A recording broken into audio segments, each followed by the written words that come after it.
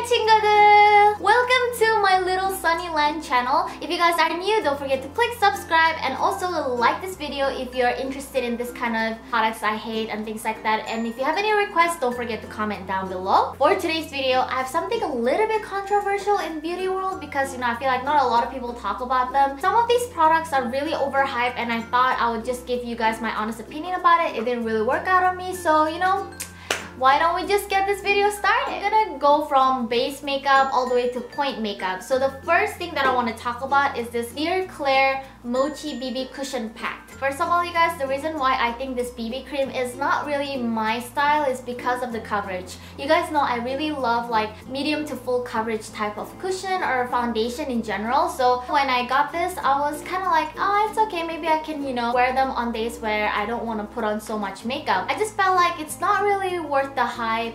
They're okay kind of BB cream. The coverage is whatever. It's a little bit too hydrating in my opinion, so it looks really oily at the end of the day, and I just felt like it's just been sitting there on my makeup drawer for like almost a year now. Honestly, I don't really like it. There's so many great products out there when it comes to cushion foundation, and this is not one of them. The next product is a brand that I've never heard before until I got this, and it's the Keep in Touch white blending base cushion in SPF 50 PA++. So what's interesting about this cushion, it has this little swirl of like white whitening cream and also like a base makeup. When you pat it on or like when the product transfer on your cushion, because it is a sponge, it doesn't help to like evenly mix the product and also apply it onto your skin. So I just felt like the way it distributes on my skin is not really that great, and also I just don't really like this formula in general. It doesn't have a great coverage, and it's one of those cushions when you get it and when you apply it, it's just like, yo, what are you trying to do?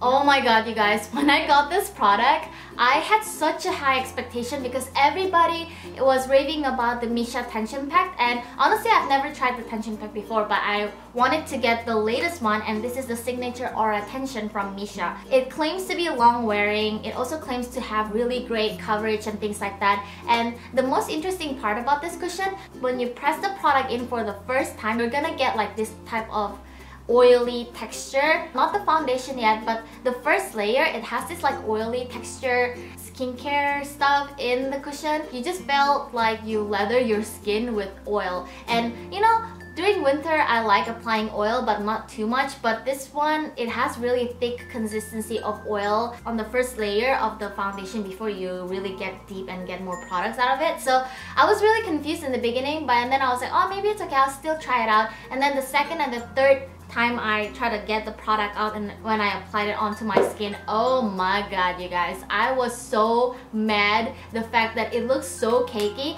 and it just went into my pores only. So the foundation, like, it didn't really cover it up well, and the oil and the foundation itself doesn't really work well together. So I was really disappointed with this product because it just one of those products like you had such a high expectation but it just disappoints you so much that you just don't want to go back to it anymore. So on me, it didn't work out. Maybe for some people it works out and maybe I'm applying it wrongly, but every cushions are the same. You just need to like pat it and just apply it onto your skin, but it's one of those cushions you just whatever. The next product is the product that came out last summer. Everybody was raving about it because the concealer was the most popular concealer in Korean beauty world. I'm sure a lot of you guys know it, and it's the Sam Cover Perfection Tip Concealer. But last summer they came out with Cover Perfection Concealer Foundation. When I got this, I was like, oh my god. When I first got the concealer, I immediately fell in love with it. The coverage was amazing. It was my first love concealer, so I always tend to go back to it, and I have a soft spot for the Sam Cover Perfection Tip Concealer or the Sam in general because I felt like they're one of those underrated Korean drugstore brands that needs to be more hyped because they have really great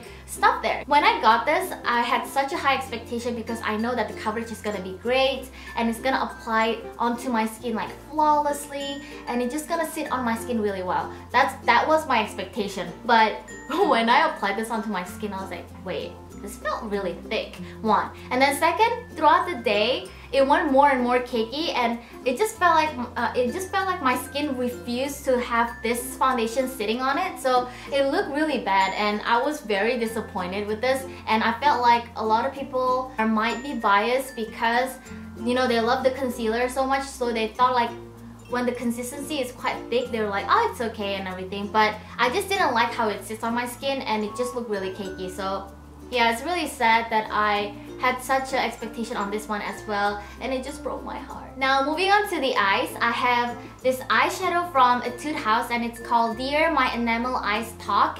Wait, this product came out last fall or winter-ish. I really liked it when I swatched it at the store, but I didn't realize when I came back home and when I kept on using it, this is so chunky. It's a creamy texture glitter eyeshadows, and wow, you guys, it has so many like chunky glitters in it, and I felt like the formula of the cream eyeshadow isn't soft enough to make the whole eyeshadow feel smooth. So when I apply this, I felt like my skin is rubbing onto the glitter in a non-pleasant way. In the beginning I liked it, but then the more I used it, the more I started to compare this to other glitter or like shimmery eyeshadows I have, and I felt like this one is kind of crap because it doesn't feel pleasant when you apply it onto your skin. That's the thing. For the amount of glitter chunks in it, it should have transferred onto my finger well, but it didn't. So the pigmentation is also really so-so, and I felt like Etude House could have done better. But then again, there's so many other great eyeshadows from Etude House, so I'm not really blaming them on this one because, you know, not all brands can please us 100%. So as a customer, I feel like, you know, it's fair enough that they didn't do well on this one, but I hope they do well in the future. But this one isn't really my favorite and I don't recommend it. Next one is mascara from Misha. Misha and I, I feel like we're like best friends or something. Oh, I have like hair on my face, but I can't really take it out. If I have like hair sticking onto my face, just like ignore it and just look into my eyes, guys. This is important right here because I just want to talk to you guys about this breaking mascara. So Misha and I have this like love and hate relationship. Like, I'll love her today, but I'll hate her tomorrow because some of the products. So this is one of them, and it's the Mega Volume Mascara Curl. I heard that this one recently came out like a month ago, and honestly you guys, I have never been a fan of Misha mascaras, so I kind of had this kind of like, you know, low expectation on it. But, you know, when I first tried it out, I was like, oh wow, it's actually pretty good. I like it, you know? And then throughout the day, it went down and like it transferred down onto my eyes, and I was disappointed again, you know? So I just didn't really like the consistency of it. The whole formula, I felt like Misha really need to step up on their mascara game because, you know, Etude House is doing really well, and maybe their other stuffs are good. Like Misha eyeliners are amazing, but you know, Misha, please pay attention on your mascaras. They're not really that great. This one is also another letdown, which I kind of saw it coming, but I still want to give a benefit of doubt to this product. It just disappointed me anyway. The next product is a brow mascara, and it's by Para. It's their Speedy Brow Cara, and the cool thing about this, the reason why I got this, because of its super skinny wand applicator. I bought this because it reminded me of the Opu Skinny Brow Cara. I think last summer it came out with the Doraemon collection, and that's why I bought it, and I actually ended up liking it, and Joan also really loved it, so we both really liked that. But I wanted to try more other products, and I was always really curious of Para like eye stuff, so I've decided to give this one a try. Lucky guys, I didn't buy this because I got this from the Diet TV Beauty Rewards Zone. So if I bought this, I would have been really pissed, you guys. I'd be like, oh my god, my freaking $8, you know, give it to me back. I had a lot of expectation on this, and as you guys know, my hair is really light now, so I want something that are more pigmented, that could even out my eyebrow color, you know, to be almost the same as, you know, my hair. I brought this home and then tried it out right away, and I was like, oh hell no. So that was exactly my reaction, and my boyfriend was like, oh snap, you look kind of scary. But I was really mad. This was one of those products that really made me mad because pigmentation wasn't there, you guys. The pigmentation wasn't there. And then, you know, I was also really stupid. I got another one because I had faith in this product, so I thought, oh, maybe I got the wrong shade. So and then I went back to Olive Young downstairs near my place, and I got like a reddish brown, slightly lighter. That one didn't work as well, and I was like, a little bit of mixed reviews from you guys because a lot of you guys said you liked it, and I also liked it in the beginning, but I just felt like after I used it once on one of my videos, I just never went back to it, and I felt like Etude House could have made more of a higher coverage concealer out of this. It's the AC Cleanup Concealer. So this concealer is formulated for people who have acne prone skin. This product didn't break me out or whatsoever. I just wish that it came out with a higher coverage concealer. Etude House is also like one of those really like my first love brand, because when I first started my channel, I used a lot of Etude House product because they were really affordable, and that was the only thing, like the only brand that I could afford like buying every week or like once a month. So I'm a little bit biased, but when I got this, I just thought like, wow, I was trying to be more like logical about it and more like rational, and I just felt like something is missing in this product, and it's the coverage. Have you guys heard of Medi cushion? That cushion is formulated for people who have acne prone skin and for people who have like acne problem. So I thought that product was genius because everything about it fits my skin. It didn't break me out and the coverage was amazing. So when I think of that and when I see this product, they could have done the same, but they just didn't. So I was just like...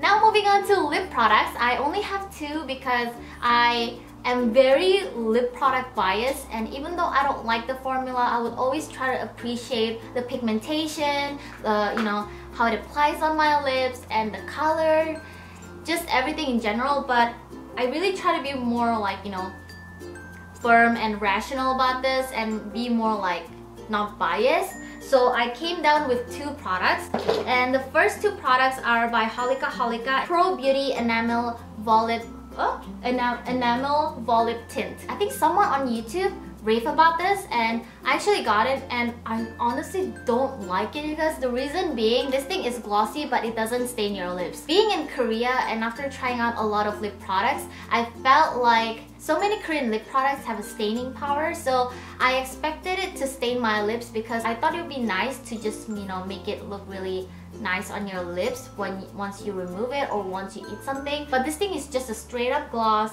slightly pigmented, and I just don't like it. It just really reminded me of like a knockoff version of like MAC lip gloss or like Pro Longwear lip gloss, if you guys know what I mean, but slightly more on the slippery side. If you guys like lip glosses and you guys want to check it out, definitely do. I just can't seem to go back to this and like apply it onto my lips. Ever since I bought it, I only used it once and I never went back to it. And I'm generally very like, try to be very adventurous and use different colors every day, so that at least I give like fair treatment to all of my lip products. I'm weird like that, fair treatment. I try to use this, but I just never liked it, and every time I try to reach out to it, I'm like, oh no, I didn't like the formula.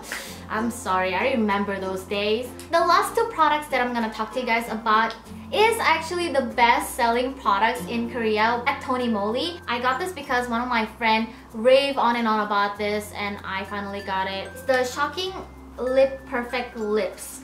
So when I finally got this, I hated it because it took me forever to remove this product, even the next day, because it stained your lips so hard that it goes deep into the skin. And if you have really chapped lips, this is dangerous for y'all. I'm telling you, if you get this, good luck. This was one of those products that I heard if you wear it the day before or the night before, the next day it will look more natural and look really nice. But who would want to wear lip tint overnight? That's really bad for your lips, because it's just not healthy, wearing lip tint overnight. That's ridiculous. I didn't like the idea, and I don't like the formulation. I will give the pigmentation 10 out of 10. Like, I'm telling you, this is amazing, but just the fact that it's so hard to remove just got me. So I used this one twice, and the next day I was having a really hard time applying other products because this thing still like stained on my lips. So yeah, great product, but not my cup of tea. So that's all for today's video. I hope you guys enjoy Korean products that I hate. I initially didn't really want to do this because, I kind of felt bad because I don't really like talking bad about, products and things like that. But I thought it would be great to also let you guys know what products didn't work out well for me, because I feel like every single videos that I put up, it's just like the products that I like, because that's just what I do, When I like a product, I want to feature it in my videos. But I felt like I wasn't being fair with you guys. I might do a series on this, so if you guys want me to do more of like products that I hate, like Korean products that I don't like, please comment down below or click thumbs up, and I'll come back to you guys with more fun videos. So yeah, Thank you guys so much for watching. Don't forget to subscribe because we can be friends. Thank you guys for watching, and I'll see you guys in my next video.